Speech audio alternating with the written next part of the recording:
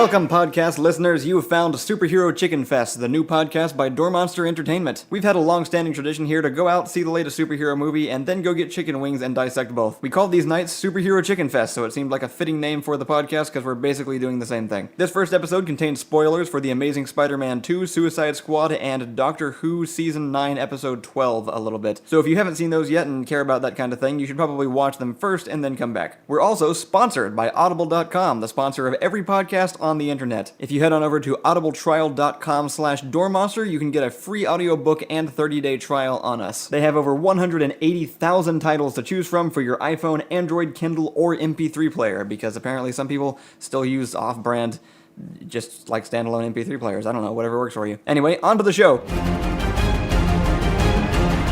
Superhero Chicken Fest! Hey everybody, welcome to the podcast. I'm Kyle. I'm Allison. I'm Ian. And I'm Rachel. This is Superhero Chicken Fest. It's our brand new podcast. It is about movies and writing and superheroes most of the time. But that's kind of incidental because we are sort of monolithic people. Are we? Yes, we only like superheroes and that's it. We've never done anything else interesting. Okay, yeah. We basically only see Oh, yeah, superheroes. right. No, sorry, not monolithic as in, like, important. No, definitely not. Although our symbol kind of looks like a monolith. That is Continue. true. Anyway, yeah, so each episode we're going to be covering like some kind of writing topic or a specific film and using various movies or just fictional storylines to address storytelling and aspects of storytelling because that's sort of our thing. Yeah. So. Particularly, I think I would like, particularly we're going to try to talk about what we like about those things. Right, yeah, because there's lots of YouTube series and podcasts about criticizing movies. They're called critics. It's a job. We're not actually touting ourselves as critics so much. Not that we won't have negative opinions on some things, but for the most part, we are actually specifically addressing things that we like and using examples of things that we like to illustrate like best writing practices and stuff. Except for the explicit times when we don't, because like in the future, I want to have like a one episode of how not to write a movie with Fan Forstick. That's one future episode that we have planned. I also just kind of want to do random, I would like to do it. I think it'd be great if we could do a different podcast for each season of Doctor Who. Just that go would be through one by one, just in depth. For our first episode, though, we are going to make sure we highlight our main theme of being wrong, positive and wrong by talking about two movies that we thought were great that everybody else hated, which are The Amazing Spider-Man 2 and Suicide Squad. And how they make each other better when watched together.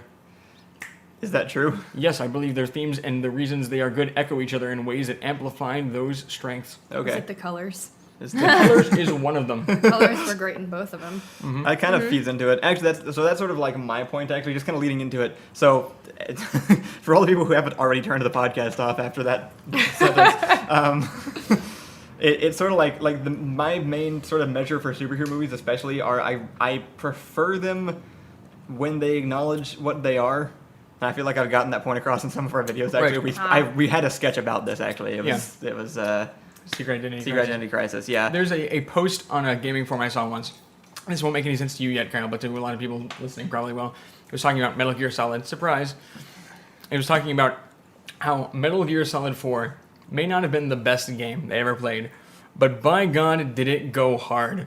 Like, everything it did at 11. It was like, no, we're going to do this, and we're going to go all in. We're not holding anything back. And even if it's not good, we're going to go at it with full gusto. I respect that so much. And that's what both of these movies do real hard. Yeah, I love that. Because then it's like, I don't know, it's kind of like when you're in school and like you know somebody has a class project or something and you're really nervous about it, and then at some point you're just like, I'm going to commit full force. Exactly. And then you realize they might not have loved it and it wasn't the best quality, but at least they respected you by the end of it because you just did it. Like, you just jumped in head first and were like, nope.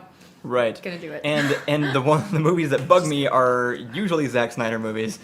Right, well, which is kind of interesting because he has like a sort of checkered history with this. Yeah, but it's the ones that like Man of Steel is my go-to example of this because it refuses to acknowledge the fact that it's a Superman movie. Like they don't even. I think they might say Superman once in the movie. I don't remember. Well, yeah, so it's kind of it's a reaction sort of deal. We're kind of like we went through the period where everything was like bright and super on point and very just like on its sleeve of like what it was, and that was like the 90s. Right. And then like we started doing, like, movies kind of had like a reactionary period where it's like, let's not do that anymore, let's be subtle, and then the subtle turned to gritty, and the gritty turned to kind of lost in the fog, and now it's like wouldn't it be cool if, like, nobody just says Superman, but they might say the Superman. Yeah.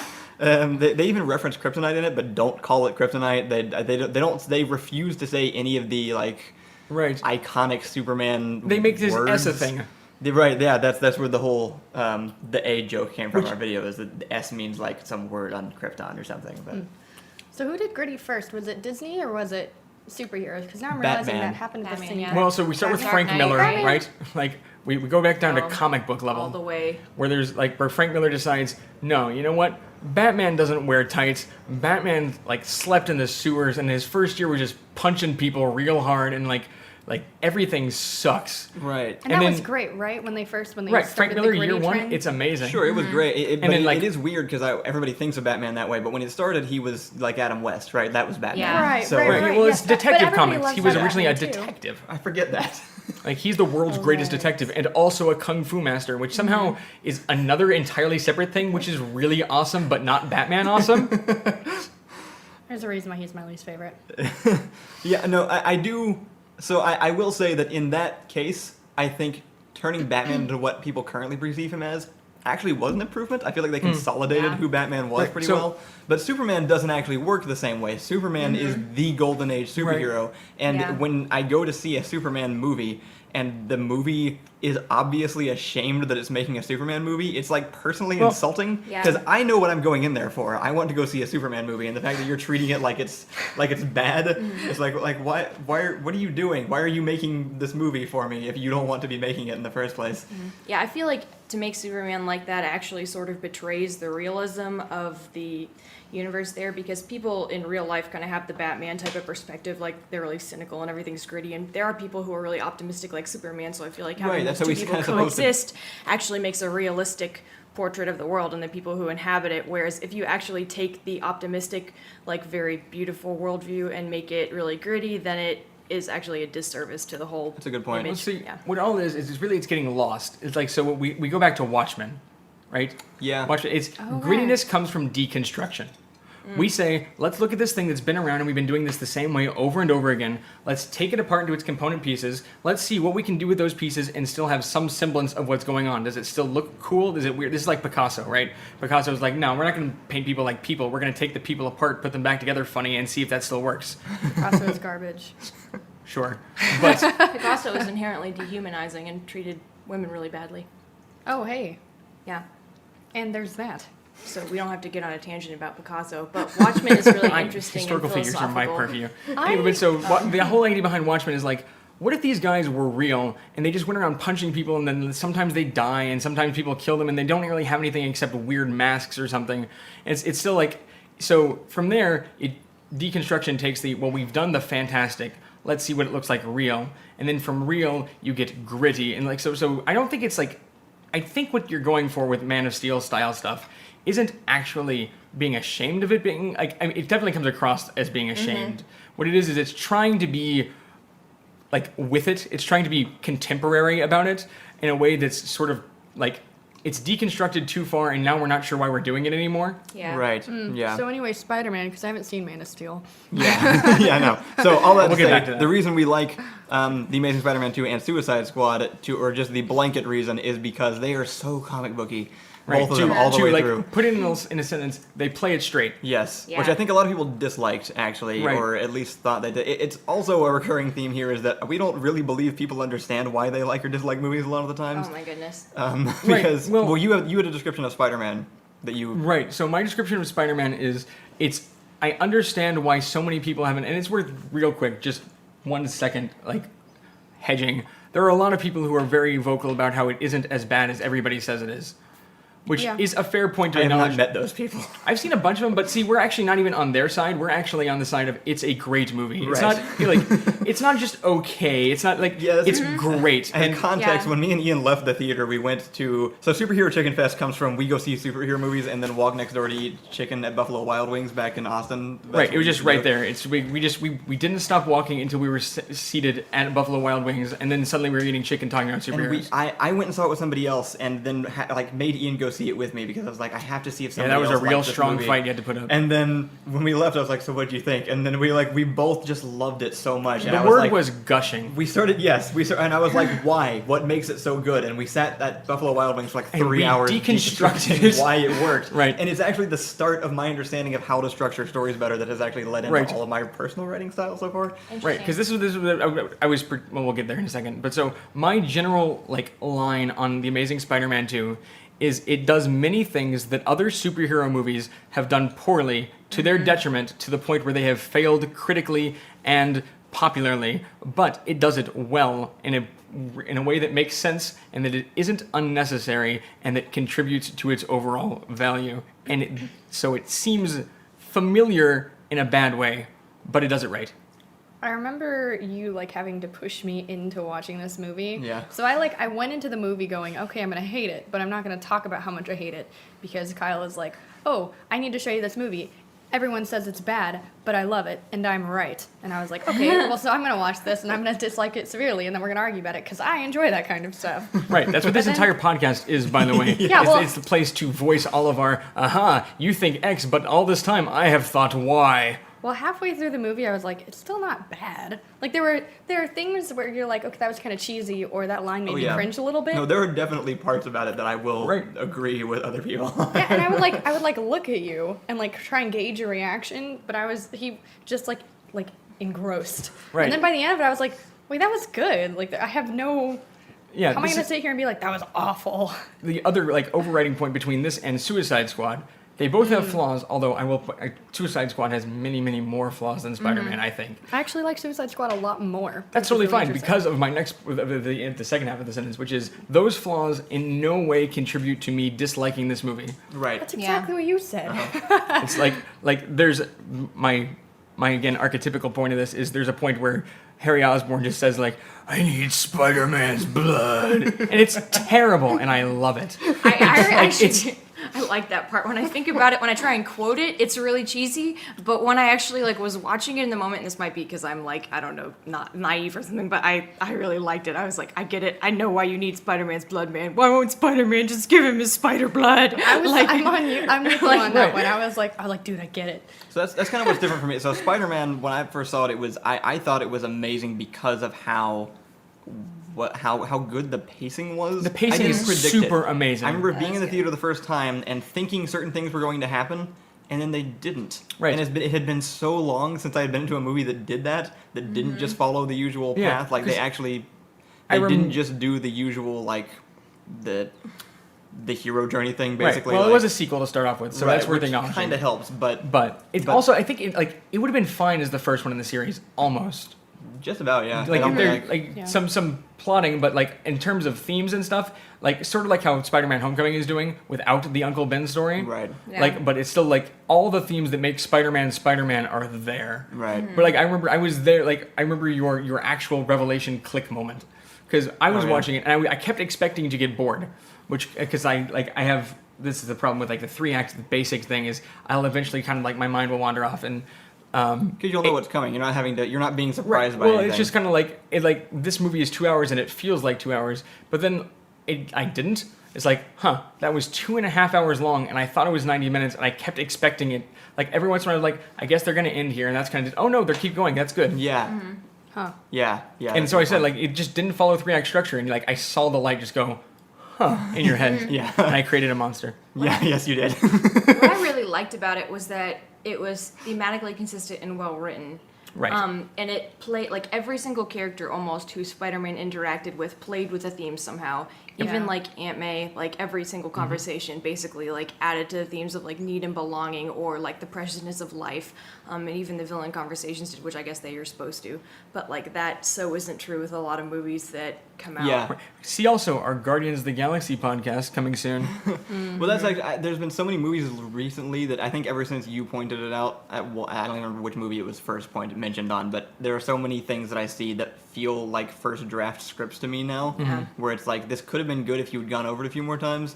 Spider-Man didn't. It actually felt like a complete project. Actually, the writing was good. I don't know how much of that was just the actors being good, or but there was I noticed one slightly clunky line, which is different than say other movies like other DC movies where I'm like, that's a good line. So Yeah. what's really interesting about this is, as a non-movie buff or writer or in any way like cared or focused on these types of things, you guys are some of the first that like where you can learn about pacing and writing and like character development, that kind of stuff, and you don't hate every movie that you watch. Because like I watched right. a lot of like YouTube channels that would talk about movies and go in depth as to why they suck. I don't understand that Yeah. mentality. That's No, actually why because, we're like, doing it this way. 'cause it's- Exactly, because it's like, well, so at one point I tried to do that, realized I could figure out the end to every movie that ever happened as I was watching it, and then I was like, wait, I don't enjoy movies anymore, Yeah. and threw Right. it all out the window. I just Stopped analyzing, absolutely- stopped caring. Don't try and figure out plot twists, and that makes me much happier. Yeah, Yeah. but But, now like- now I can appreciate things like pacing, but also not care if it's like off a little bit, Right. or if lines Well- are weird, or if they're cringy moments, because at the end they're things to talk about. Yeah. But not like That not seems like a good throw segue movie into out. Suicide Squad. if you would like to, you were the first one of us to watch that one. If you want to give your first That's impression of that true. one. I actually- 'Cause you had the in theater moment like we had with Spider-Man. Yeah. So I actually saw Suicide Squad with a bunch of Catalyst people, and everyone left like quietly because I think people were like trying to gauge who was gonna say what, like who's gonna be the first person to like it or dislike it. Like us coming out of Wonder Woman. Yeah. Yes. Well, and what was interesting was someone threw out that they hated the Joker, and I was like, Sure. What? What? And they were like, he was too much of the like 3 edgy 5 me type, and I was like, that's no. He Right. freaked me out the whole time. But I really like Suicide Squad because I think there's noticeable things to dislike about it, but all in all, like there's so much that I really, really like that I know a lot of other superhero movies can't do, especially with that many heroes. Yeah. Hero, not heroes. Like, Well, this was my initial takeaway from it too, because I watched it a few weeks ago, and when it ended, I had to sit there and think about it. Like I didn't know how I thought. I didn't Yeah. know if it was good or bad. I literally couldn't figure it out. And at some point, I decided, before I actually ended up forming a more complicated opinion, I just decided the fact that I'm having to think about this already makes me like it, because there are so many movies that, like, I would take a summer full of Suicide Squad, like attempted not perfect movies that They like went over, that hard, over yeah. just the usual rehashed sort of Well, like cyclical stuff. This any- is like, any day. like I found, after watching Suicide Squad, I thought about it for a while, and so I think I like Suicide Squad better than Guardians of the Galaxy Volume 2, which is weird because Guardians of the Galaxy is a better movie in a lot of ways. Like a ton, like we'll get to it, I'm sure, in our next. But like the flaws that I found in Guardians of the Galaxy, I also found in Suicide Squad. In not like first or second? Guardians of the Galaxy. Which one are you talking about? both. It's just worse than the second one. Gotcha. Now people can believe me. So like I don't, because Guardians of the Galaxy kept trying to do this very careful thing, and then just sort of like, I don't know, giving it 50% at the end, where everything Suicide Squad did, they went full gusto with, poorly, Right. but like they went for it. Guardians of the Galaxy was like, just felt, it's super polished but a little bit lazy. Right, it's going back to what you were saying at the beginning. It's like Suicide Squad wasn't perfect, but it did everything it did with like such confidence that I loved it so much more than any kind of half-hearted attempt at making a Yeah. So here's the thing. You guys are saying Suicide Squad did all these things wrong, but I actually don't know what they are. Right, so- Kind of like your stance on Spider-Man when people are like, well, this did... whatever other people say they did wrong, I'm sure I have a retort as to why they didn't. yeah. Yeah, I purposefully didn't go and look up. Like, I know that this premise of this podcast was to talk about the things they did right and contradict what people say they did wrong, but I never went and looked up what they did wrong.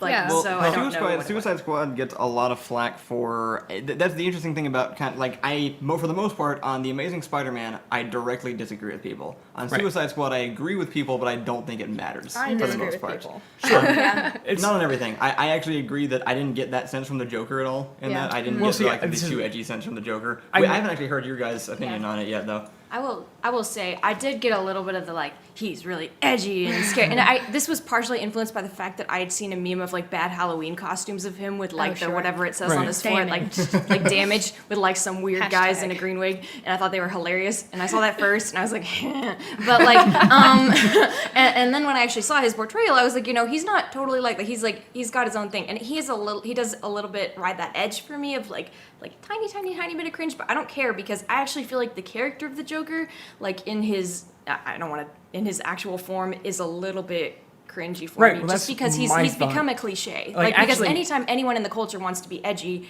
like almost for Halloween, they dress up as like Harley Quinn or Joker. That's true. Yeah. It's like So almost like it's like the archetype of like some kind of edgy cringe. So it was like you can't even avoid that to some extent. the Joker is a perfect cartoon character. Right. When you to translate him into real life, you have to do one of two things. You either have to give him a purpose, which in my opinion ruins the Joker, Yeah, I agree. or you make him cringy, edgy guy who just happens to be really good at it. Like, Yeah. to be the kind of person who the Joker was in Suicide Squad, they would have to be the kind of cringy person who you would, like, if they don't have the power behind them, they're like, oh, you'll pay. Like, that was weird, dude. But then when he's the Joker, it's terrifying, not because it's a different person, but because he Right. has, like, so I think that's the kind of person that would have to have, like, the damage tattoo that everybody hated. I thought that was great. Like, it's like, this guy isn't right. This guy makes bad decisions. This guy is not clever or, like, he's not all together. He's just successful. Like, that doesn't mean that he doesn't have flaws, like having poor taste and cringy tattoos. He actually felt crazy to me. We Yeah, and he Allison did. had It's this the like psychopath Heath Ledger Joker was I love that Joker, but I he love him. definitely had something that he was doing, right? Right. He had a Yeah. plan. He's like, it's a perfect philosophical Joker, but it's not really the Joker, it's Heath Ledger Joker. It's like Right. almost a Which completely was different great character. in itself, right? Sure. Like, yeah. And it was actually, I, mean, love that- those that movies, Joker and is he like was something else. a good piece of Perfect. those movies. See, you know what? The thing about that Joker was in a situation where it was like me and that person locked in a room.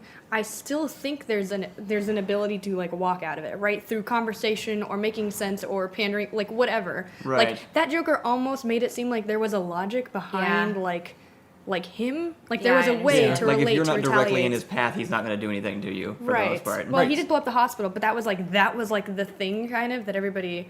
But Yeah. but this Like, Joker, it yeah. was like no gauge, no idea whether or not you're making out of that room alive with him. No, Right. just like, Like, he his seemed- his actions didn't make sense in his own Right, yeah. like in his own sphere. Yeah. Like this Joker seemed like more slot machine than man. Like, Yes. he was like, I'm going to convince Harley Quinn to jump into a vat of chemicals to see if she will. Crap, she did. Oh my god, Okay. I love that scene. Yeah. wait. But before we do the whole like, you know, Don't like. touch it. Sorry. Before we do the whole thing where all of the girls are like Harley Quinn and the Joker, I had never known about their relationship. Oh, actually, really? Before Oh, really? Suicide Squad. I mean, like vague things, but I had never seen any That's- other rendition of Harley Quinn until this movie, and I really, really liked that scene, and it made me almost kind of ship the Joker and Harley, but not really. It's not really Well- like a love romance ship. It's more like a yes, crazy people. I think this Yeah, one it is made like, me feel nutty. like Yeah. I like this is one of the editing things. This one I don't fault them for. It's just a time issue. If it was a longer movie or in a sequel, or if it was more about them, I could see this scene happening. Like if I take on faith that at some point,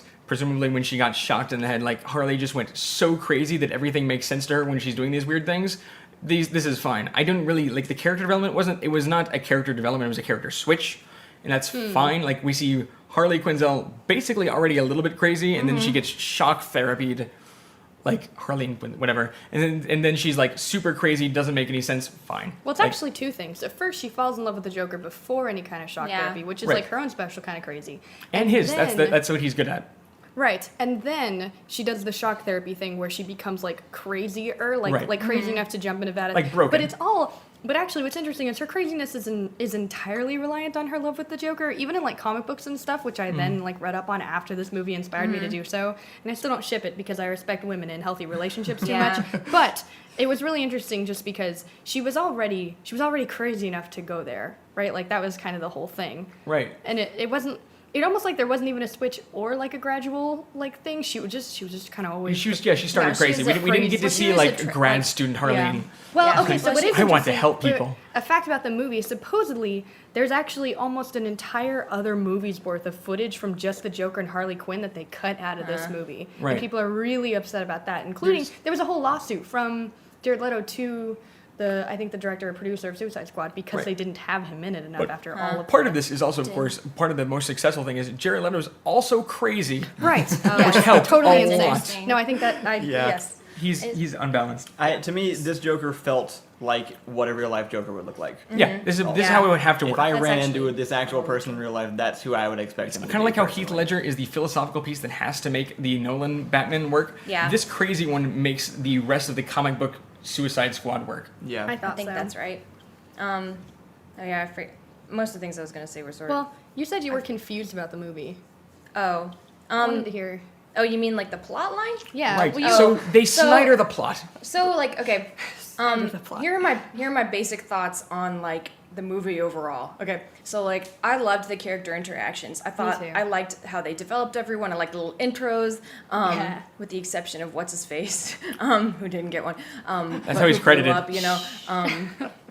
Okay, yeah, I guess. No, I'm And- just and I wanted to see more of that. Like I was always hungry for more, even though they were corny. I didn't care. Yeah, it was really interesting.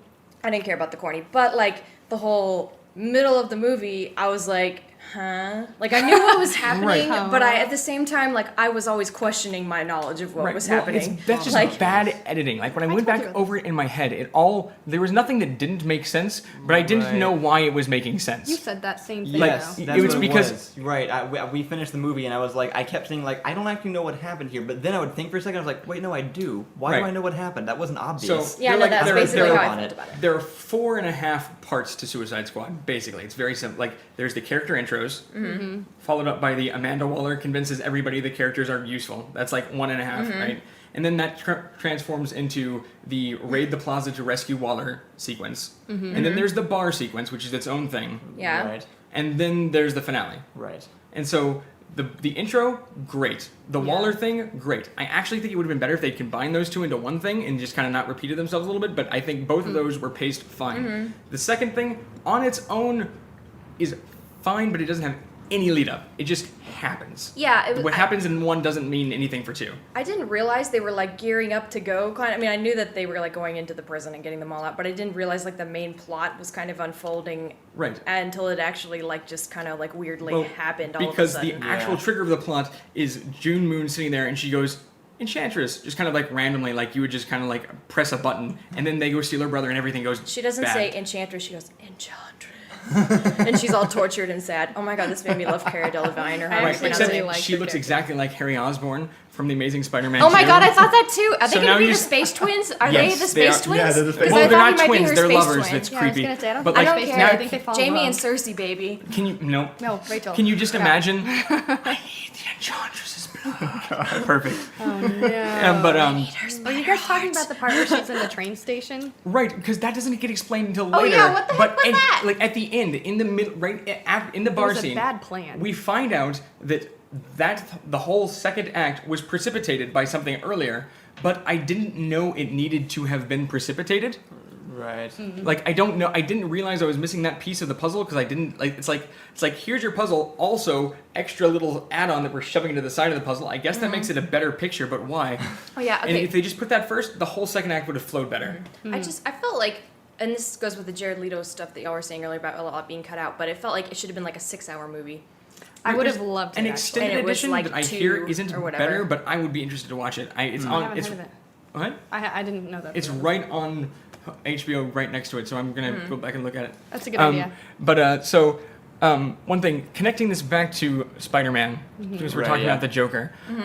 One thing that I think is interesting, like the Joker, like Jared Leto especially works because you always say this in a bad way actually about like the Oscars, like if you just replace best with most, Oh yeah. like Jared Leto acted most Yes. of anybody in the movie, and that I was agree. great because that was his character. He would have done that. That's a perfect Joker thing, and which is also incidentally my favorite part of Jupiter Ascending, where Eddie Redmayne just Right. like realizes what kind of movie he's in and goes for it. It's fantastic. Separate discussion. We'll get there. But this one, the corresponding character in Spider-Man is Electro.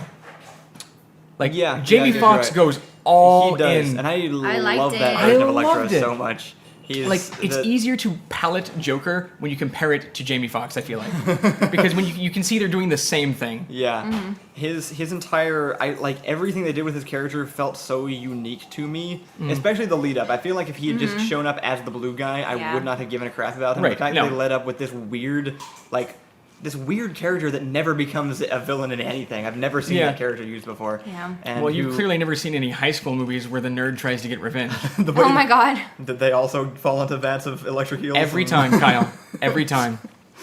The way they did the music and the sound design I for all of that, the love weird the electro whispering suite. thing, and the way that they did it's- his music and the dubstep mixed with the electric. Well, first off, it came out at the sound noises. perfect time when dubstep existed. Yeah. For like Oh, yeah. those 7 months. But So Womp womp womp. I feel like for specifically bad guys, the only way to appreciate it is actually doing a thing that I think a lot of people don't want to do, which comes from the same mindset of enjoying horror movies, which is like you have to let yourself like things or be afraid or make them more like personable. So like Electro, I don't think he's not scary if you're watching the movie Right. and going, he's not scary. right, if you But don't want to be convinced, you won't. But if you kind of let it happen, if you like let the whispering and the music and the sort of like Yeah, weird you have- personality become like an embodiment of someone Right. who would be real, it's actually really kind of freaky and There- he's a little unnerving. Like There's a Yeah. perfect test for this at the end where did you think the web hand was cheesy? Right. Because I, if- I asked this at one point when he's trying to save Gwen and He shoots out she this- shoots like one strand of it. So during her final fall, he shoots a web and the web, like does It, like, it's just a slow unspirals. motion animation. It kind of spirals out and it looks like a hand like reaching out for her teeny, slightly. teeny baby Oh. hand. And if you go, I actually that's got so goosebumps. stupid, Oh, then you're not whoa. into it. But if you I was like, I literally yes, got goosebumps. reach. Also, knowing it was happening this time, I just looked. That's a gorgeous shot. oh my Like, god, without I the did not hand, shut Really up nice. about that perfect. shot. It's amazing. Anyway, I- it's beside the point because of the hand, which is kind of sad. But I feel like this brings one in of an the best- interesting point that I think a good comparison is actually The Dark Knight. There was this thing that happened on the internet a couple years after Dark Knight came out where people started saying that The Dark Knight actually wasn't a good movie. There was this weird trend on Reddit where people going back, hey guys, wait, I've been rewatching The Dark Knight and it doesn't make any sense. Look at all these Right. things and why it's bad. And- But the main retort that I always had for that was the fact that it took you 2 years to notice those things means you're wrong. 'Cause Yeah. in Right. the moment of watching the movie, it was great, and that's what matters. this is also our primary argument in favor of Force Awakens. Yes. But But I kind of felt that way because the hand was definitely a cheesy element, Well, but it was not out of place. well, it's like because I said Yeah. it distracts from the shot. If without the hand, little that bit, shot yeah. is amazing. With the hand, I didn't notice the shot the second time through, but I'm okay with it because the hand was worth it to me. You know what? I think. Oh, go ahead. I'm sorry. It really re-emphasized the themes for me. I mean, for me, this movie was Right. excellent because of the themes, especially in contrast after I'd seen Wonder Woman, which I feel like was great in terms of like feminist themes, but not in terms of some other ones. But I guess we're not talking about that right now. But yeah, it was really, yeah. the Well, I hand think that worked that. going back, it's like it didn't feel watered down. It was like they embraced what they were trying to do. Like they Yeah, well, they kind of embraced. went- The other thing about Spider-Man is they did it well. Like No. Suicide Squad didn't always. Their writing was not good. It tried real hard, and it did a lot of things really well. Some of the But it dialogue wasn't. was a It bit- wasn't. It wasn't that it was bad. It wasn't. It was rough. It was unpracticed. It needed another go through. Unlike Guardians of the Galaxy, where I think they just made mistakes. Okay, so I think the interesting thing about the hand is cheesy isn't bad. Cheesy Right. is I actually agree. how you get like dates. It's how you keep people interested in That's- you. It's yeah. how you make jokes Right. and are personable and like Cheesy is sentimental from the outside. yeah. And well, Right. and so I think what's really is what was interesting about like the hand thing is. I love when things go that extra push when they just you can tell they quit caring Yeah. about what you specifically think Right. about it and they got into it like they got involved from the perspective of Spider-Man and that is one of well first of all it might be like my top 5 favorite movie death scenes ever. Yes, It was that so death was great. amazing. It was It's- crazy, Also, so yeah. like in one the of theater when that happened was the no, the like, deadest I wish silence I had I've been ever there. seen. No, God, it like- just- Yeah. But so like one of the things that people dislike about Amazing Spider-Man 2, and I think this is a fair point that I just don't care about, is they bought into the promotion. Like they brought into the trailers and stuff, and they were expecting things that it didn't deliver on, and that's marketing different division. I think it's a different argument entirely, and also they're wrong. But one thing is, I was paying attention just a little bit, and they kept teasing that they weren't going to kill Gwen. I remember Well, people that was- complaining I about knew that. they were going to. I knew they were going because to, it's- but that's her job. They did and, like, just she enough to dies. set me on edge. Like they said something like, "We like her around, and we're not that married to the source material that we can't find a way to maybe keep around a little bit longer." hadn't heard I that. was floored. I knew she was going to die because I that's had no literally idea. her job Yeah. I description really in wish the I comics. didn't know. Ian actually spoiled it for me. See, I Well, had it's- no in idea. advance. See, I knew and it still didn't ruin it because Yeah. even during the scene, I was like, No, no way, they won't, There was they just can't. this part of me that was like, maybe it won't happen. For I them. know, Which right? happens every time Uncle Ben dies in any of those movies too. It's like, one time, maybe not. No, Uncle Ben, I'm just like, get it over with, let's go. But actually, War there's Machine's a time. great parallel here, but Kyle isn't far enough in Game of Thrones to go for it, so Uh, so sorry guys. Who are you paralleling it with? Oh wait, don't. If, Yep. if somebody dies, never mind. Well, so what was interesting in just watching like the last 10 minutes, like when we just watched and finished the movie, Spider-Man loses everybody. Yeah, I Yeah. had not Oh. made He the still has correlation. Aunt May. Yeah, okay. That's but actually his, which I think is great. I feel like they captured. A lot of people have told me the one that baffled me the most. People said it wasn't a good movie. I can almost kind of like at least agree to disagree with them. When people said it wasn't a good Spider-Man movie, No, it's I never the best. understood Well, it's that. because like that's the That's deal. what happens. Spider-Man. He He loses doesn't- everybody all the time. Yeah. Right. He doesn't need anybody. New York needs him. Yeah. It's almost like the proper way to do a Superman story. Almost. Yeah. If Superman weren't a god but were a high school kid, it would play out like Spider-Man. I thought he was a really good See also Spider-Man. Smallville? He is a great Spider-Man. Andrew Garfield's And I don't like wonderful. Andrew Garfield, and I didn't want to like don't Andrew like Garfield. Well, I don't think he's like.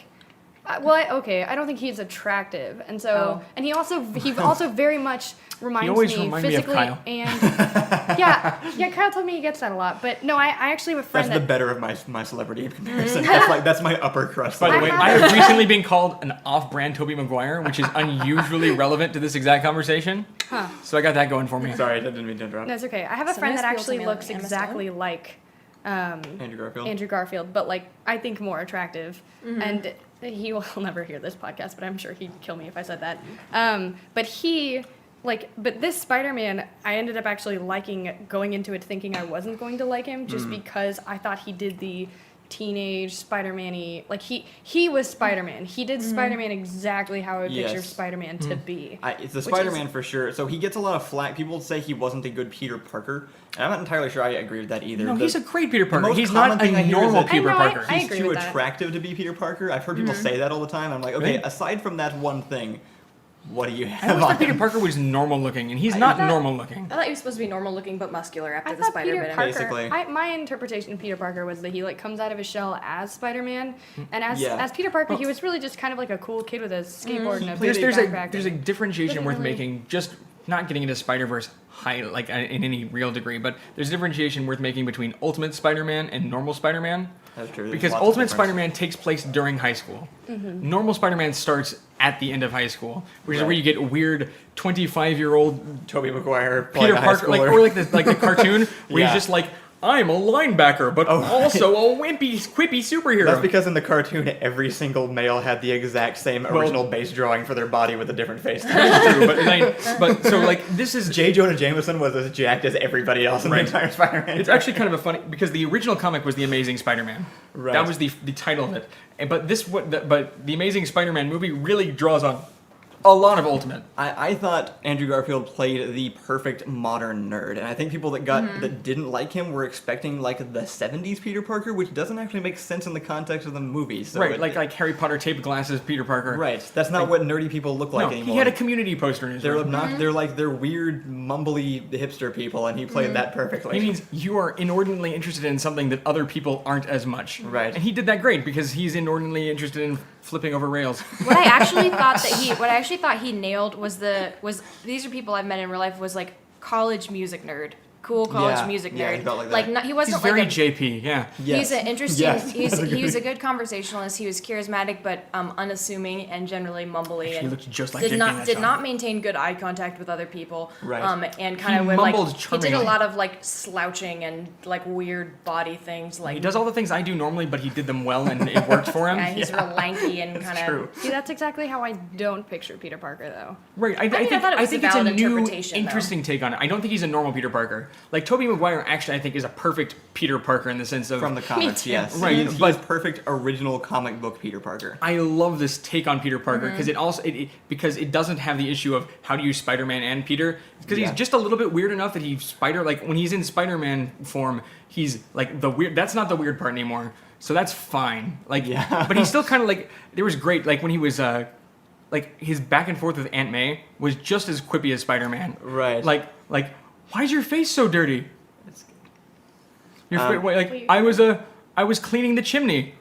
We have no chimney. Right. What? I love that. It's gonna. The microphones are gonna pick it up. Are you sure? Yes, Can I try it? it's gonna pick it up. They aren't the shotgun mics, so they pick up They, everything. they pick up everything in this apartment. That's good. What anything we turn on, it's hot in here, so we're debating turning fans on, but it's going to. I'm sweating. I Is your know. air conditioning- If we can make it through the end, it's gonna add background noise. Open the TARDIS. Although once I actually managed to completely remove fan noise from an audio recording, by Googling like for 45 minutes and just doing something Adobe and just pressed buttons and then it worked. I mean, there are ways to reduce it. It's just better Just like if it it's not there in the pattern first matched place. it and removed it. It was crazy. Kind of on a related topic, we should talk about the I think the dialogue and the performances in both movies, because I think they Right, were that's both important. unique. Because I actually really loved all the performances in Spider-Man, even the cheesy Yeah. ones. Like Yeah. I thought Nobody was bad. I actually thought so. The guy who the Green Goblin, Harry Osborn, Right. it was a very weird performance. Right. I don't think he's a good actor. I don't think he is either. But Every time I've seen him talk, or even like theater promos, he comes across as like, I'm like 4 hours into sleeping and somebody woke me up to do this. I actually loved it. I didn't think it was I bad. loved it liked too. the portrayal is liked the thing. it. Yeah. To me, it's always been sort of like people point to like Mark Hamill did not do a great performance, like a stellar performance playing Luke Skywalker. No, but he did he's also sell Luke Skywalker. Right, Exactly. It's like Luke Skywalker wouldn't be good at acting Luke Skywalker either. Yeah. There's like that's who the character is. Even Right. if the performance wasn't great, it was like that performance now is the character. That's And- that's Yeah. the- well, 'cause, Have you like, ever met weird rich people? They don't sound genuine. Like Right. they sound like they don't care about like- shit and they're like strange. Yeah. like this is perfect because like what does he have? He has nothing. He's like, my dad died and said he hated me. Also, he touched me weird, like with creepy fingers, and that's strange. I don't like that summary at all. I tried to change it halfway through, but that's what happened.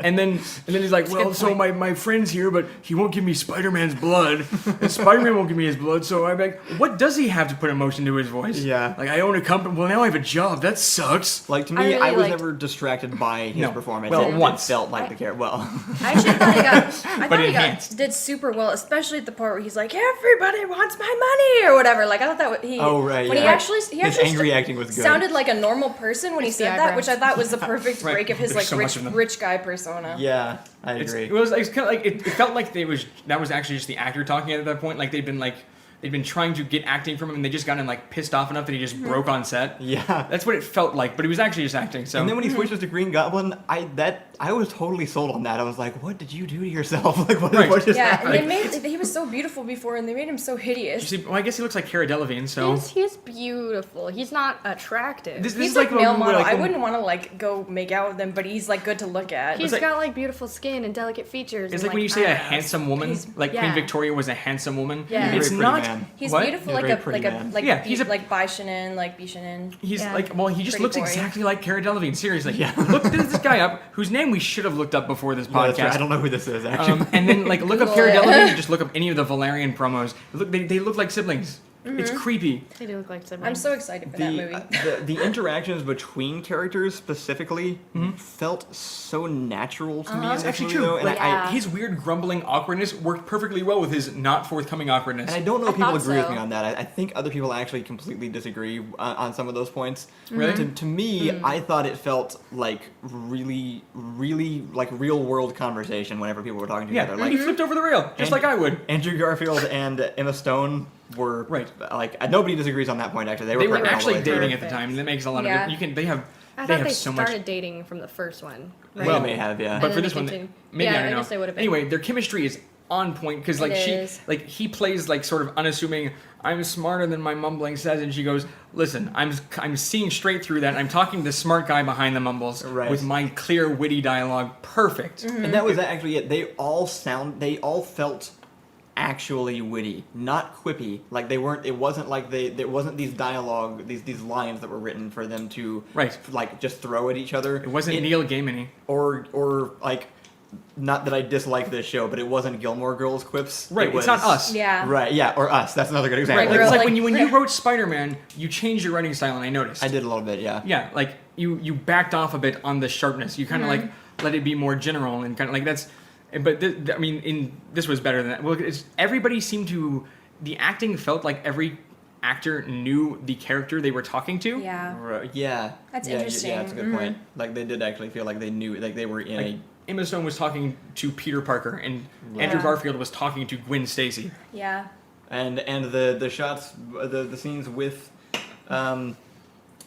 Peter and Harry, I thought were great, like down at the river I when they were thought talking. so. That's what we keep referencing. There's one part where Andrew Garfield, like Peter Parker, they're talking, they're at like this little the edge of the water, and there's a railing, and he just like It's flips all the over places it. you jump off of in the video games, and then you jump right, Right, back. the ones you can't enter the water Right. from. He just kind of like during mid-conversation, just sort of like climbs over this railing and flips over and just keeps talking. And you can see you can see Harry's actor, who I'm gonna look up. Right, yeah, it is He just so- like he goes like, "You okay, dude?" But It's like, just this Yeah. little, like what? It reminded me so much of like hanging out with like in the like 2000s, like if you hang out with like a skater boy, like that's kind Yeah. of what they do, and they just like are messing around, like hanging around the What was board. Like, great- kids just climb over stuff and like they talk to you, and it's just that's just how it is. He had this facial expression that was just so obviously like the actor reacting to Andrew Garfield Garfield doing being- that, He's like- not he's in the character. So- He was so- clearly uh-huh. not planned to do that. He just kind of did it anyway. I love that though. It was like in real world interaction, like But it also fit the scene because they were talking on a real like if I were like out on a pier with somebody and they just like flip over the rail, I could still have that conversation and have that exact same face. It Right. worked for the actor, but also the character a little bit. Okay. yeah. Go ahead. I love their little bromance. Like when he came in and was like, "I'm sorry about your dad, dude," and then he was like, "You don't have braces anymore. You're hideous." Or You got a it's just girl? distracting No beauty unibrow. figures. Right? Yeah. They did talk like guys, I like like a that, lot. yeah. It's also like, and at the end, he's like, "You know what? I'm gonna get Spider-Man's blood for him." Like, Yeah, he like this actually- is clearly a terrible villain idea. I'll try it.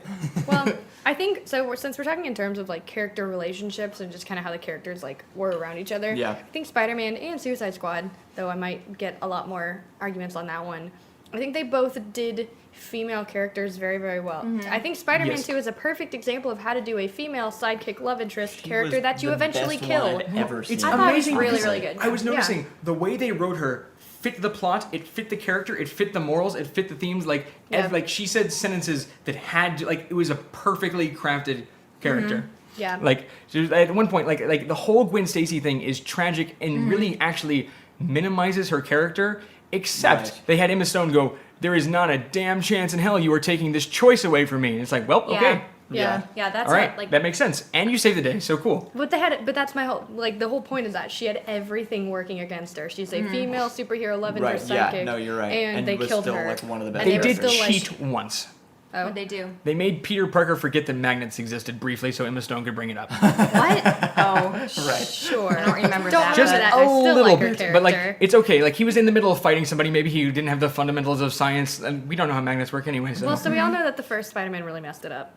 So I'm glad that they redeemed it with this one. By the first- way, this, yes, his Mary Jane name- was the freaking worst. Oh, that one, yes. is Dane DeHaan.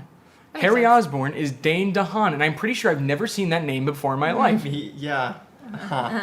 Okay, here's something. I just want to bring it back to Emma Stone for a second in the writing Yes. here on Gwen Stacy because I didn't notice this at the time, and this is probably good. But almost every single movie with a woman main character that I watch or a prominent side character, I go, why did she make that decision? Why would she say that? There's Yeah. at least like 2 or 3 times in Mm-hmm. the movie when I go, that's stupid. Like, when do women actually act like that? Oh, wait, never. Or Except unless for they're in movies. Yeah. Your an agenda. idiot, unless they're stupid. Like, but I never said that about her. I actually affirmed a lot of her decisions. Like in my mind, Yeah. I was like, that's exactly what I would do in this situation. Like I thought that like 3 times instead of Yeah. thinking that's stupid. Right. And you I know know- what? They gave Kudos to her. them. They gave her a beautiful death, but they also didn't do like a movie death, which I really like. Well, they did a movie death, but they didn't do like a so. One thing that one of the, I don't remember which YouTuber I follow talks about it, but the way that people die in movies, specifically women, which is always like this with their hair all blown out Yeah. and their Right. arms. It I wasn't think they pretty, kinda- no, it was brutal. They actually, Right, yeah, they it like, was. it sounded like she cracked the You saw cement. the whole that thing, she, right. She fell on. didn't Yeah, hit you the ground. watched her neck die. cracked from the web snap. Yes, that's what it was. And then you like she bumps her head or like it's like Like there was no when it was happened, you so- weren't like, No, maybe she's still alive. Like It was she actually- died. it's great because it gives you both perspectives Yeah. at the exact same time. Like she didn't hit the ground, but she's so dead. Like I Yeah. felt both like elation and dread at like the exact same second. It's Yes. amazing. It's I a did- beautiful oh, shot. So good. I love, not that And- they killed her, but that they killed her so well. Right. Well, and they make him pathetic afterwards. Like Yeah. like he's sitting like, stay with me, and she's clearly been dead for 3 minutes. Yeah. Like that's Well, like, yeah, like very it, real life. It wasn't I'm a hero and I have to exert my masculinity to save you. No, that was pathetic and Yeah. it was real. Yeah. Yeah. So sad. Tearing up. No. Just like a comic book that's fun and colorful.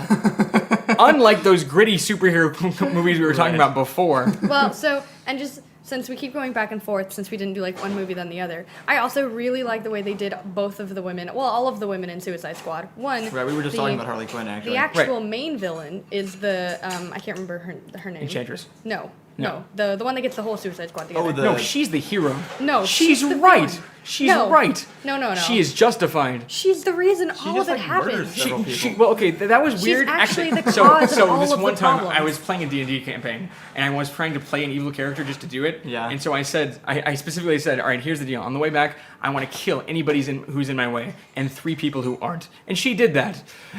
But other than that, she she was right caused the about- whole problem. But on the whole, from a very reasonable philosophical level, there is no reason to believe that the next Superman would share their values, because actually it didn't. It was Darkseid. It didn't happen in mean- Batman versus Superman, and they had to have Superman there to happen, and he died. They made sense of her crazy, but she is actually the reason why every single bad thing in that movie. She is the ultimate villain. She does not care. She is not emotional. No, she she's- isn't she's smart, but for all of the They wrong were reasons. called out to fix a problem that she caused by trying Right, to well, get see, them this together is in this the is first a little place. bit of cheap writing, because I think on a fundamental level she's correct. However, she made a mistake, and that makes it look like she was incorrect. I think if they had actually saved the Suicide Squad until they actually needed it on for something that she didn't cause, she would be lauded as a hero.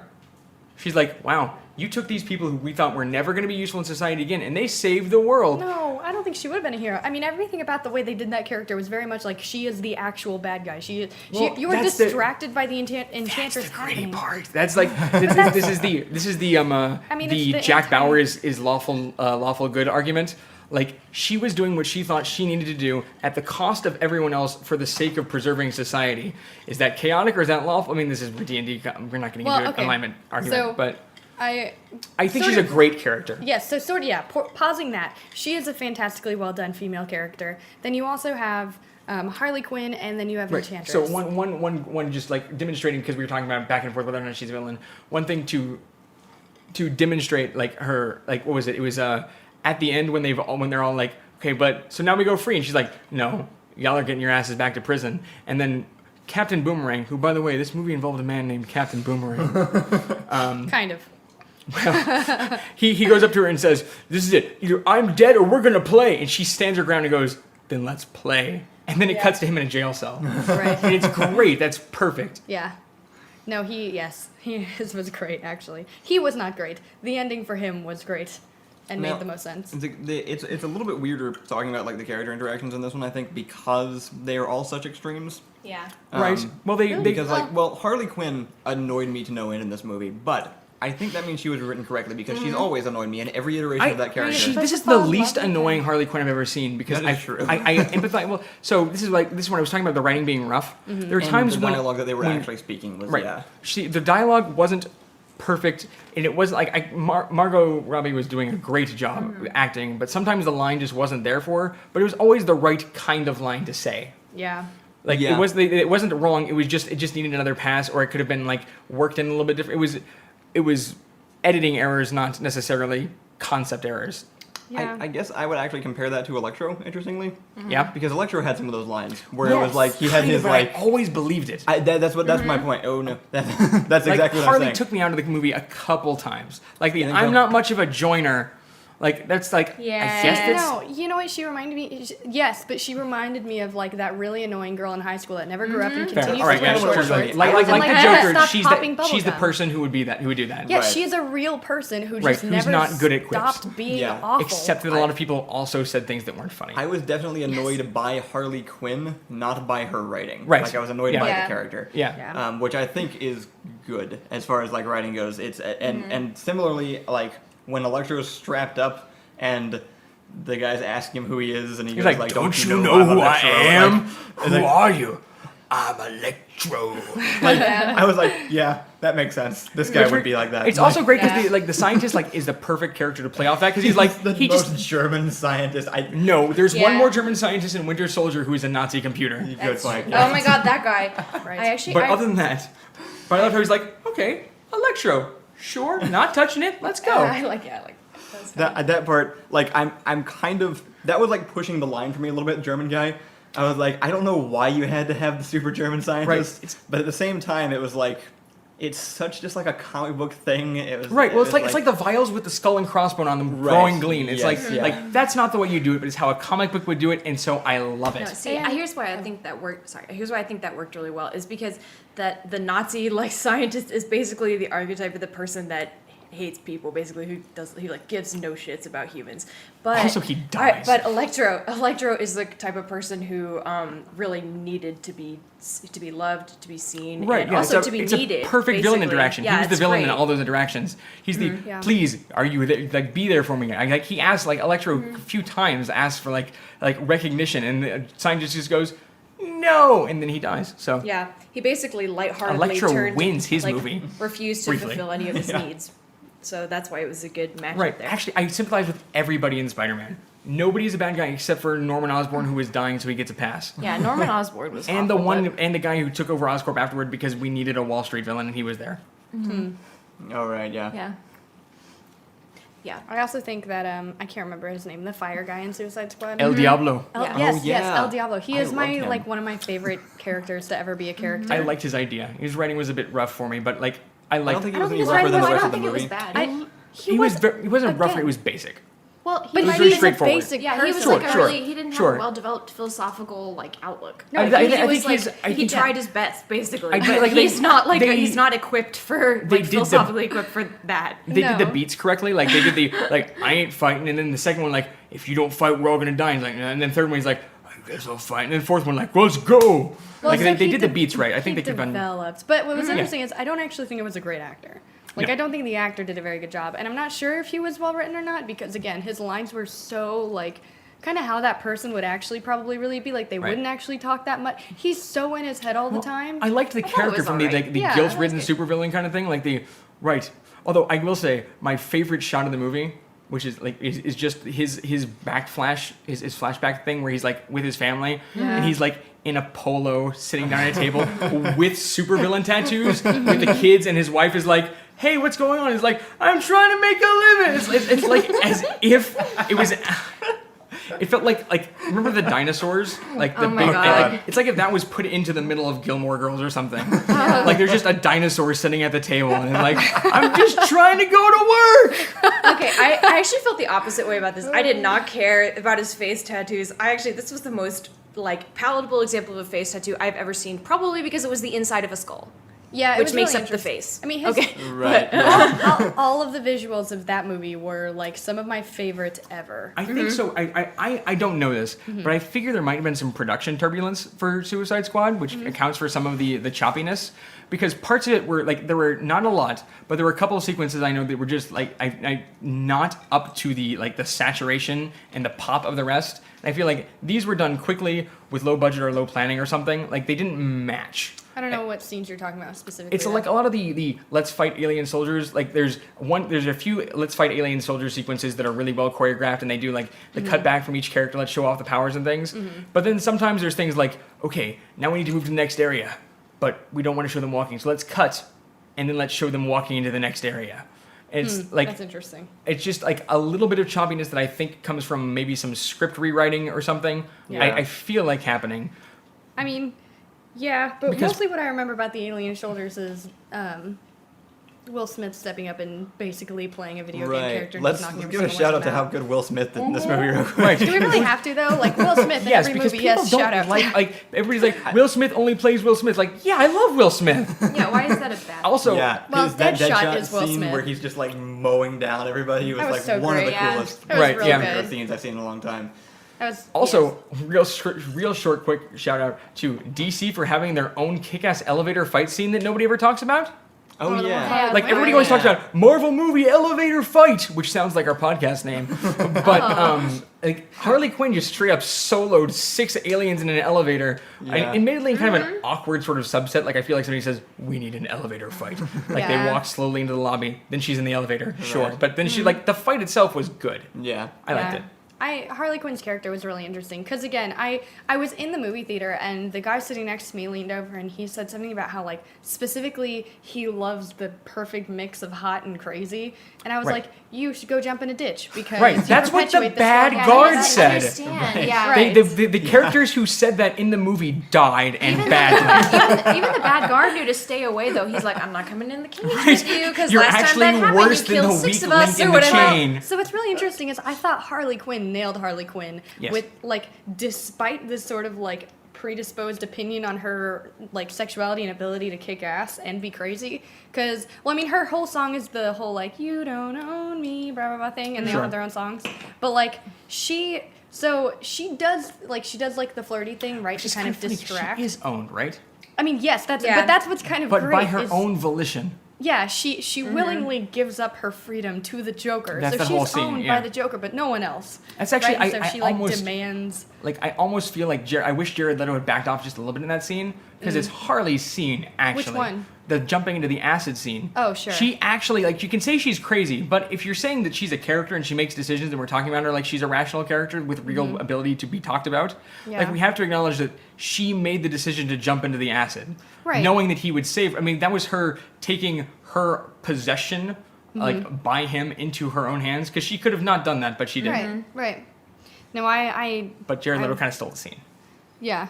So I that thought- that was the one scene, right? So they purposely made a scene where she's putting back on her shirt. Right. And I think they did that for reasons outside of like character They did that development, for marketing because it's obviously. worse in the trailer than the movie. Right, exactly. I mean, worse. I mean, it's more flagrant. Right. Like, everybody is getting dressed in that scene, actually, and actually, it's a great scene. There's a lot of like they're all interacting with their like there's a lot of like subtle show not tell storytelling there. Yeah. Like when she picks up the gun and it's clearly Joker's gun or something like air or she has that's where she has like a lot of that scene's great. And then they cut to her like briefly lowering her shirt over her bra and Yeah. everybody's like staring. There was And- actually a lot of visual storytelling in this movie that I really appreciated. Yes.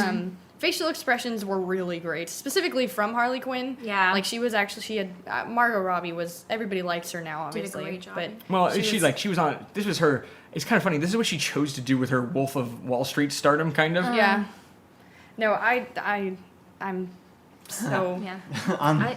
On the other end of female characters in that movie, we had the one person who looked like she just edited herself into the film after it was Yeah. already finished. Okay. Katana. yeah. Right. No, I keep forgetting Oh about my her God, because I really she does dislike that. literally one thing. So I have two things to say about her, actually. So one, she does one thing, and it could have been edited out where she slashes off a fist that's about to like that's an unnecessary scene where Deadshot's about to be punched and he doesn't. Sure. Right. But other than that, she sobs at her sword briefly.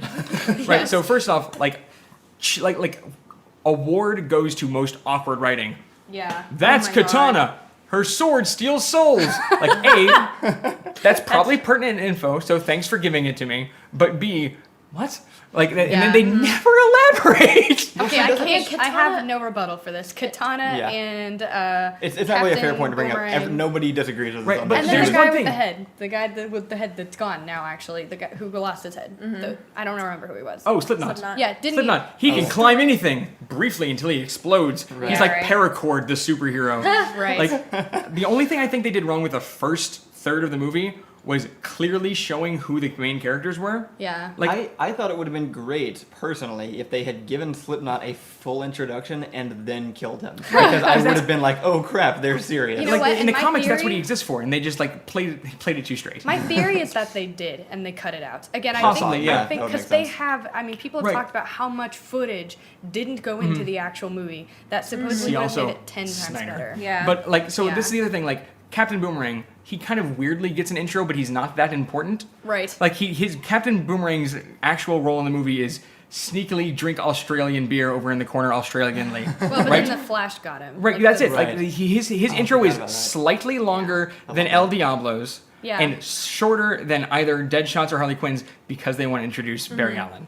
That's it. They're just setting up the Justice League. They want to introduce this actor as a cameo. Right, I don't like their weird, like, DC's method of world building is entirely incorrect, but within this movie by itself, I really loved just throwing in some of the superheroes as background characters during Yeah, the It did. episode. If it were written, if that were written better, it'd be great. Like if Yeah. that was part of everybody got like first off, like I said, they repeat themselves a lot. Yeah. Like the whole like part of the issue. How with- many times did they say, yeah, we're the bad guys, like 6 Oh Well, my that was God. a theme. That was a theme because the only. But they didn't have to say no, it. I understood disagree. the Guys. premise. No, because the first time she plays it straight. Every other time Will Smith says it, he means the opposite. Yeah. It's But actually I know it. Like, I well, get it. But I he's don't- trying to convince another character in scene. He's like, Yeah. no, we're not going to abandon Harley Quinn. We're the bad guys, right? And then they go off to Harley Quinn, and then Captain Boomerang's like, fine. Yeah. Yeah. Like I think that's part of the writing I appreciate. No, I was super annoyed by that. I mean, I was super annoyed by Harley Quinn, like, Sure. because she's Yeah. super annoying. But then I also really appreciated her on a whole different level. But like dealing with her in person, I wouldn't. no. Yeah. Yes, She exactly. actually reminded me of like one or two of my students like combined. But Yeah. anyways, 'cause she's really high schoolish in some ways. But my moment when I really liked her writing and liked her as a character, and this might be a moment that people point out as cliche, but was after El Diablo talks about his like killing his kids basically, and like Captain Boomerang, is that his name, was like, what happened to the kids? And then Harley's like, he killed them.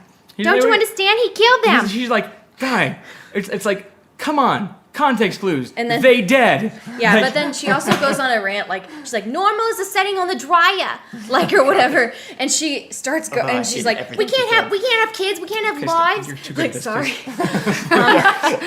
Much too good, Rachel. your performance is excellent. Please stop. You're bothering I'm the really cat. good at, I'm sorry, I'm really good at annoying female voices. Okay, anyways, so she says that, but I thought that was just a normal setting on the dryer. I really like that line, and I was supposed to thought play- it was, No, what? go ahead.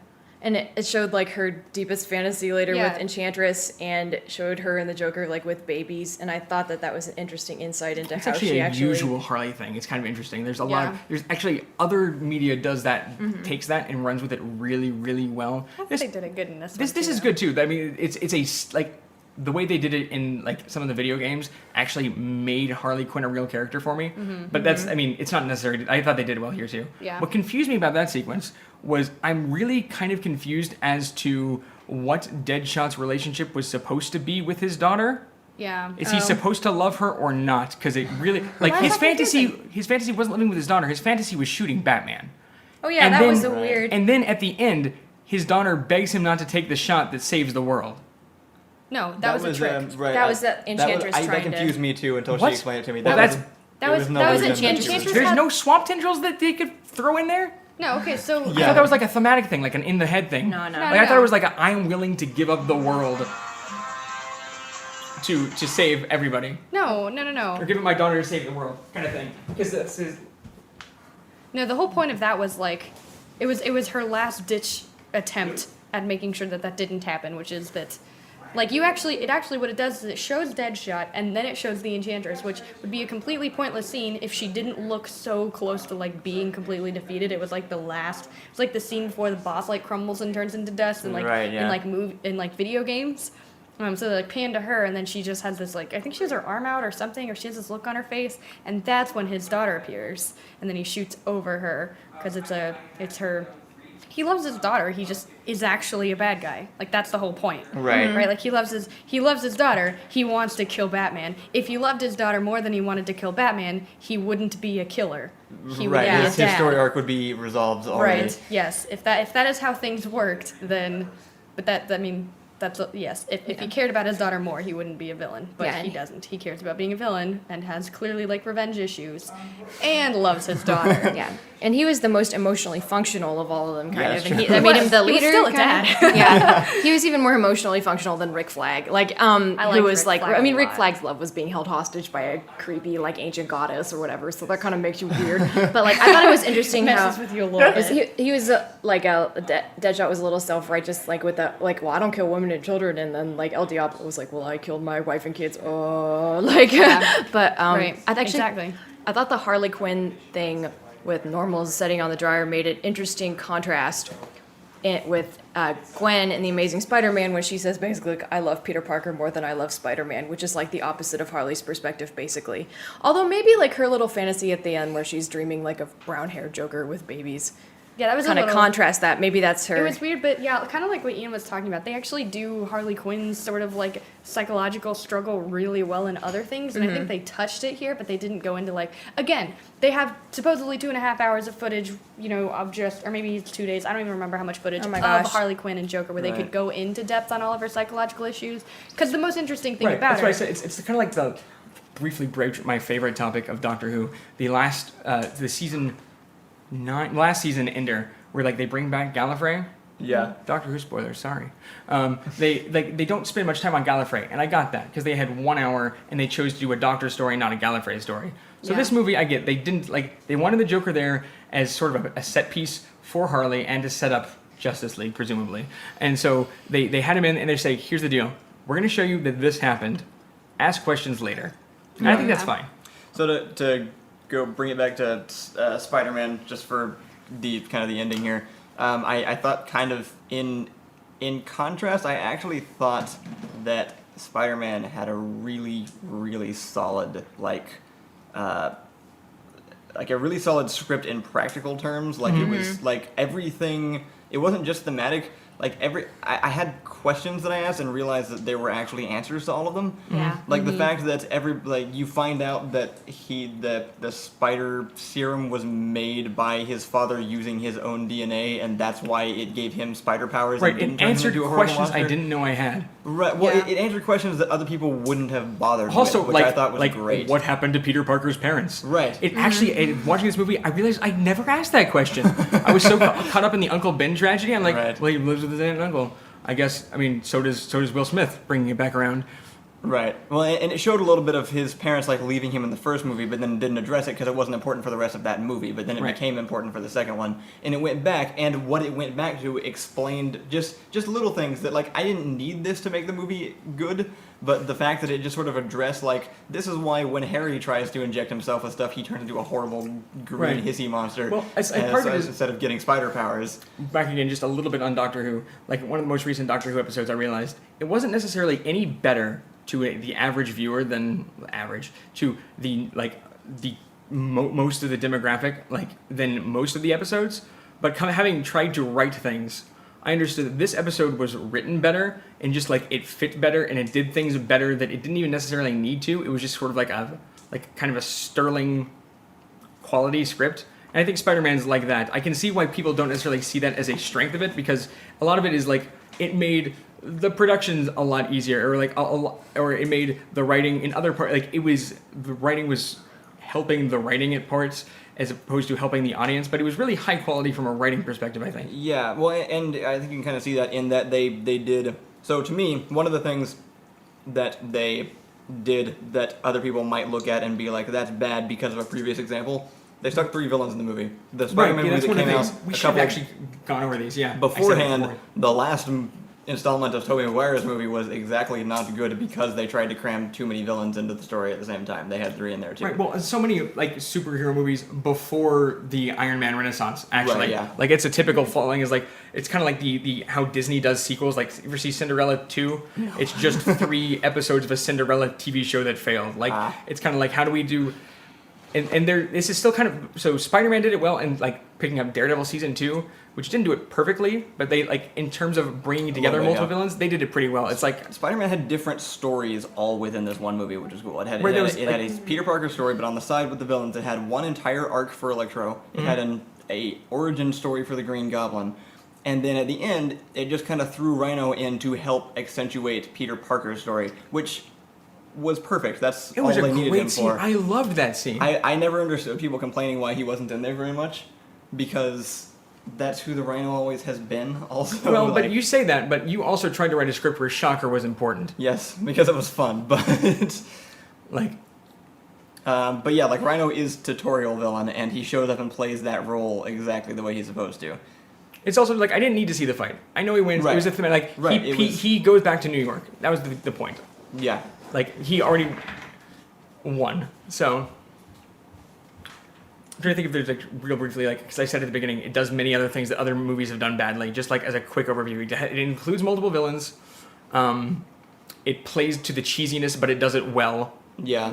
Good treatment of female character. Well, it's just things that other things people have done poorly. Well, they do that poorly a lot. Fair, true. They include like Allison pointed out, a female love interest sidekick and make her kick ass. What are the other points to this argument? It probably would have helped a little bit to look up some of the complaints about the movie more beforehand. I just heard them so much I figured mostly where I found them was Cracked articles. That's true. Yeah, Cracked really hated the movie. And it's great because all the comments were Cracked, it's not that bad. Cracked really hated Spider-Man 2 and The Dark Knight Rises, and the comments were they're not that bad. I think that kind of covers both of them pretty well, though. That's the. Well, I could talk for another hour, but we could, yeah. But that's a good summary of why we enjoyed these 2 movies that did not do very well. Right. What didn't Suicide Squad have a 30% on Rotten Tomatoes or something? Actually, Suicide Squad. Spider-Man, I know, sits at like a between Rotten Tomatoes and Metacritic. It's like a 58 and a 63. Okay. It's like That's not as bad as I would have guessed, but right. And so Suicide Squad did. I think Suicide Squad was still. I don't know about it financially though, because that's important also. Like people just Yeah. go see like that's like we'll get to like Wonder Woman. Wonder Woman is doing amazingly financially. yeah. It's even though it's like not necessarily the most sterling example of all of the elements of every possible superhero greatness. So yeah, those are our thoughts. I know people listening probably will disagree with us because everybody else does. But Or they'll be like, guys, why are you talking? We already agree. Shut up. In which case, you could have turned the podcast off an hour ago, guys. I even like the whole like I can't even defend Sony necessarily. Like I fully understand the bad decisions that get made, and we won't just be defending movies that you hate in this podcast. I plan to. But I I feel will like Don Quixote it up until that's sort of my general. Both of those movies highlight my general disposition toward these movies. I think, and sort Right. of like what I prioritize and why Yes, I like the ones I like. and- Suicide. It's like in my particulars. Suicide Squad. The pacing bugged me, but I know it doesn't bug everybody else the same. Right. In Amazing Spider-Man. The writing was amazing to the point where it elevates it to a higher level to me that I know other people don't care about. And to me, that's kind of the important thing. It's like there are bad things with the movies, but it doesn't ruin the movie for Right. me. I enjoyed it, and that's like any overarching moral theme. If you enjoy the movie, your complaints don't work. Yeah, it's like analysis and criticism are like kind of different things. So Right. I love talking bad about movies that I love. right, yes, yeah. We actually got comments a lot. Like back when I first made the Fable videos, like, oh yeah, I also hate Fable. I'm like, I'm not making the videos because I hate Fable. I love it. That's why I'm making. That's why I'm spending Right, hours. that was like animating actually it. our Yeah. entire Doctor Who skit was like at some point we like it's everything we love to hate to talk about too. Yeah. Except the Which is movie. actually a good example because like people love complaining about Doctor Who, and every time I watch an episode that I don't like, I'm like, that wasn't good. I guess I'll watch next week's. Like it does. Well- It never throws me off of the whole show to right. watch. We, like, one. we have like I think half of our Discord chat is complaining about Doctor Who really happily, cheerfully complaining about Doctor Who. Yeah. So, what do you, any final thoughts on the movies before we close it out? I mean, realizing the important things, I guess, if you're talking about writing or pacing, two things are important to me: characters and visuals. Like Right. those are the two most I important didn't even things. touch on visuals. Oh yeah, we I didn't mean, talk about Yeah, that. that's your whole thing. That is my whole thing. Both is of the how movies I look. think are incredibly visually in completely different ways for Give completely Yeah. different quick reasons. review, real quick. This is your area. Oh, well, I mean, I think Spider-Man, the things that they did really well were just like they weren't afraid to touch color, right? And that's like a huge thing with like DC ruins it with all of their superhero movies, right? They're like, let's just turn all of the saturation down by like 10 because who needs it, right? Colors aren't cool anymore. They do the kind of the Transformers thing of like super saturate and super contrast to the Which point. I hate that nonsense. But I think Spider-Man actually they were so not afraid of like the reds and the blues. It pops. Like Everything looks like it looks comic booky. That's what we tried to do with our Spider-Man video. Like Yeah. when we Like best as we could. Yeah. as best as we could. Right. Between your inability and my in-skill. Well, but the thing is, like, colors don't make something not serious, and that's what a lot of Right. movies use is they turn Yeah. out all Right. the Well, because colors. like Suicide Squad does the gritty thing, but It's shorthand. It's actually it's actually lazy to me. Yeah. Like, Yeah. It's there are certain things where it's like you want this movie to be dark and gritty. If it's a war movie, it's gray. If it's a weird techie future movie, it's Right. green. It's Well, like this is- there are Right. colors that just like bringing back around to the beginning, right? At some point, color grading a movie for tone was important because otherwise every movie was being shot the same, and this made it different and made its point better. And now Yeah. we do it as a matter of course because we've deconstructed it to the point where we don't know why we do it. right. Yeah. So they chose a gritty palette for their DC universe. Like, Yeah. and that's why Suicide Squad is like every if you watch the 3 Suicide Squad trailers, everyone gets more colorful, Yeah. and that's amazing. And That's what's great. interesting is like so weirdly when you think of the Suicide Squad movie, there's actually a lot of dark tones to it. There are. But they didn't actually remove the color. They like enhanced the blacks sort of in it, like all Well, of yeah. the darkness, and that makes sense for like certain scenes, like they're fighting the little weird mushy alien people things. They're black. They're black like Well, it's kind of like a little bluey tar-looking- thing. But like Yeah. Enchantress, any screen that Enchantress was in after she like went Nova, she was super Super cool. colorful, and her brother Yeah. was big and bright red. Yeah. And like, And like one of Harley Quinn's most noticeable things is that she is like, I mean, she was actually weirdly one of the most colorful versions of herself in this one. Because she's normally black and red and white. She has right, but she got the blue this time. for this one, yeah, they gave her a little bit of blue and they messed up her makeup and they did her hair. I mean, they did her hair kind of normal, but Or it's like they even things like Deadshot's gun. Deadshot's gun is red and gold, and hers is white and black, and you can see it. Right, yeah. Or he Yeah. puts on the mask, and the mask is gray. The mask is it's just I a love foam the mask. mask. But like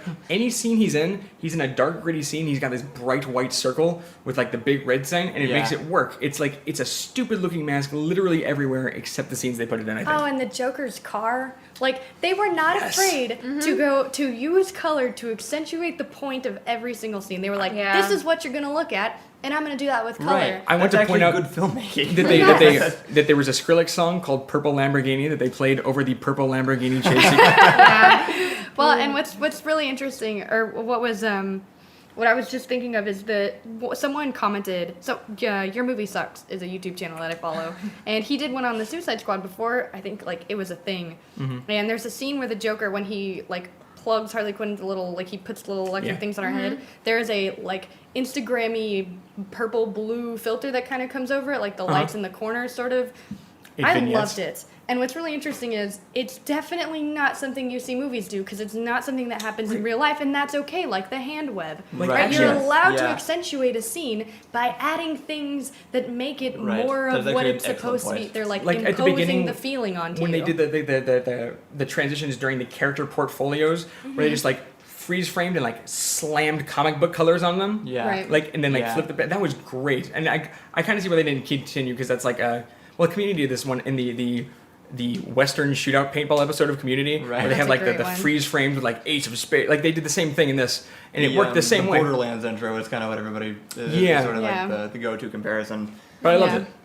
Yeah, But you're right, the vignetting was great. I really, really enjoyed the colors in both of those movies because, again, they did that exact thing that I like to do specifically in anything that I visually touch, which is like make the point with the color. Right. Yeah. And Right. Use it to highlight the Spider-Man scene. also has the most amazing choreography and just general shot composition. It's- Yeah. Like Spider-Man has cinematography is a beautiful whole scenes. different thing. That's- It does super well. That's another thing. I like movies where you could take a screenshot every like 5 seconds and use it as a desktop background. Yeah. And both of those movies did a great job at that. Like, literally, you could pause it just about anywhere and be like, beautifully done. Except Yeah. 3/8 of your screenshots would just be Captain Boomerang drinking beer. Well, sure. And if you're into that, you know Also, what, did his whatever. boomerangs But literally do anything once? Sorry, I just thinking about the composition. I saw a behind the scenes video on how they did the web swinging shots. Yeah. Because they're animated, which Sure. is another thing. At some point, we'll get into the CGI issue because CGI doesn't bother me. Right. But Although there were a couple times when it wasn't great in Spider-Man. Like when he's in the notice back of the quite as truck, much, but- he looks like a video game character. But that's fine. the Doesn't way matter. they did these shots with him swinging. First of all, they had to build a full 3D rendering of New York City, which is kind of an interesting task in itself. They've already really done that for several video games. But they had to make it like photorealistic. Yeah. But what they did, they actually used what later turned into VR technology.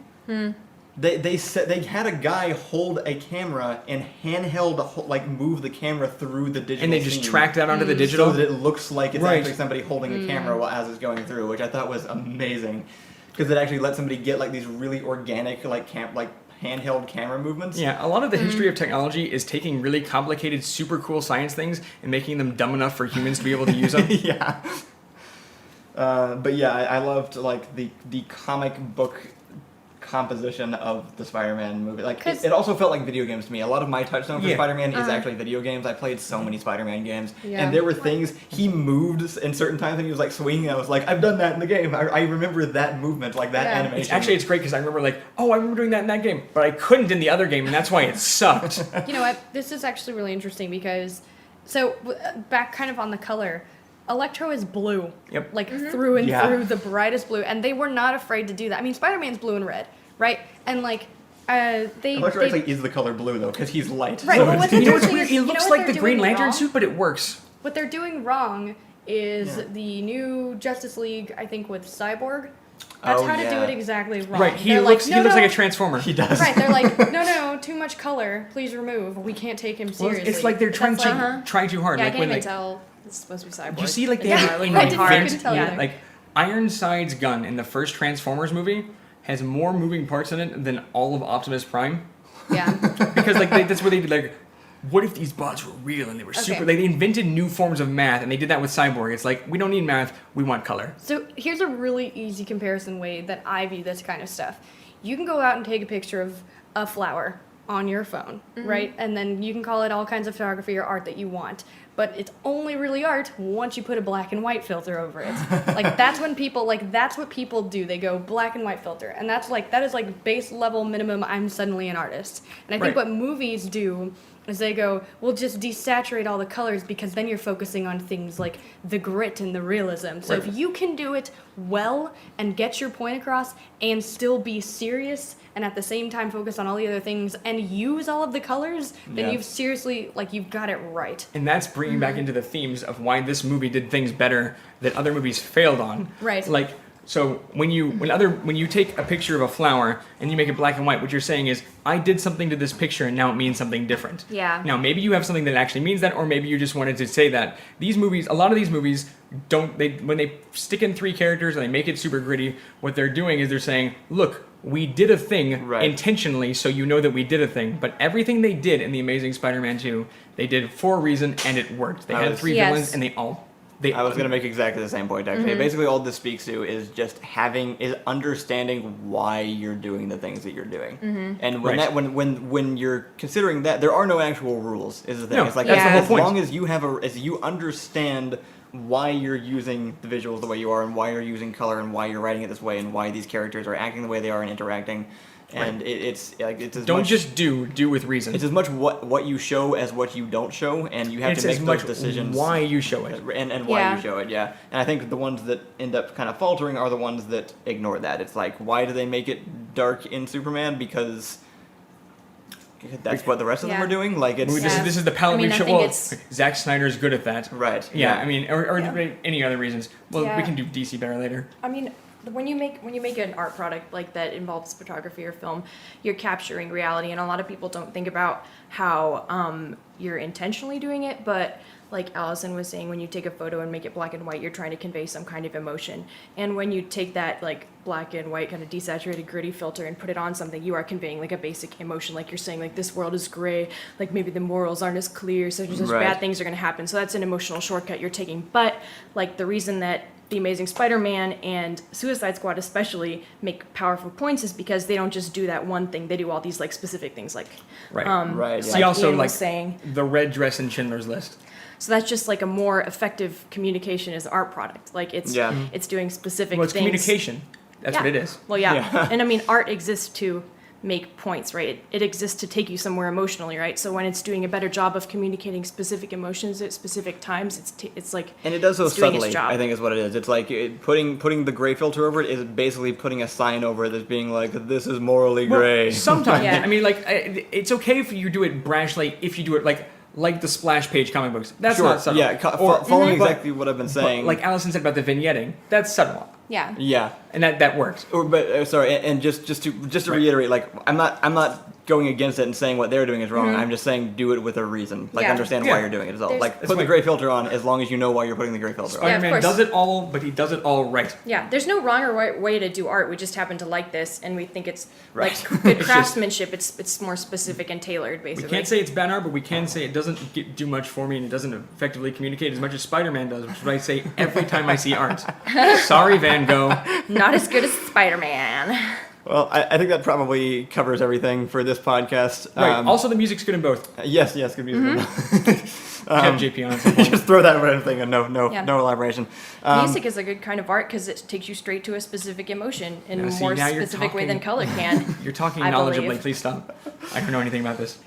So I think we'll have this on YouTube and on iTunes. So it'll be accessible on our website if you want it in MP3 format only. If please leave any kind of comments or feedback. If it's on the YouTube channel, you can leave it there. You can also just email us directly if you want to leave feedback about the podcast in general, or just share your opinions on these topics. And also give us some suggestions on things that you might think would be Right. interesting for us to talk What about. would you either, like to us take our take on what? Like, now that you know what our take is, Right. we'll do it. Either, and I don't know if if you have specific movies that you'd like us to kind of like go over, go for it. But Right. we're not really aiming to do movie reviews. We're kind of No, looking it's like at movies specific- as a point. Yeah. It's like every frame of painting. We'll use this. Right, every It's, frame of painting it's is called good. exemplary. Exemplary. It's we're using it as an exemplar. Thanks, Livy. If you've noticed specific things like themes or anything that you've liked in certain movies, point that out to us, and we might be able to go take a look at it. Basically, Right. The best response, of course, is to start your own podcast and duel us verbally, and we won't make a podcast back because we can barely make this one, but we'd appreciate it anyway. we have a list of things to do already. I don't know exactly when they'll start coming out. When they do, I want to make sure that we put it on a regular schedule. I don't know what that schedule will be, but maybe it'll be probably won't be weekly, but maybe like every 2 weeks or something like that. Bi-weekly something. We'll work it out after seeing how this first one does. So, yeah, I guess that basically covers it. Allison has walked away, but from the rest of us, thanks for joining Superhero Chicken Fest. Yeah, thank you. We really enjoyed having you listen to our podcast. And Thanks for sticking it out. And I think I speak for all of us when I say I'm a Superhero Chicken Fest!